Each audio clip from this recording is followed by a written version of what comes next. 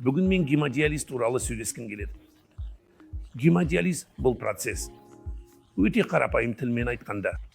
Бұл бүйрек ауруы. Бүйрек жеткіліксіздігі бар науқастарда жиналған заттардан, немесе мочевина, креатинин, калий және сутегіден қанды тазарту процесі деп айтуға болады. Жиналған бұл заттар гемодиализ аппараты арқылы шығарылады, немесе алмастырылады. Гемодиализ аппараты дегенде біз негізінен диализатор деп аталатын құрылғыны қолдануды айтамыз. Сондықтан денеде жиналған кезде ауыр симптомдар тудыруы мүмкін.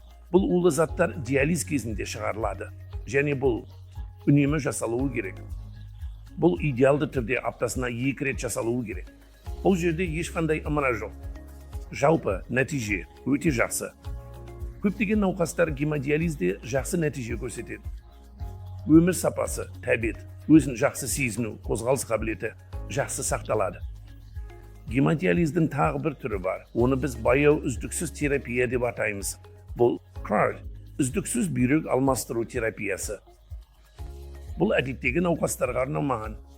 Бұл гемодинамикалық тұрақсыздықпен ауыратын науқастарға, мысалы, қан қысымы төмен және жансақтау бөлімінде жатқан науқастарға арналған.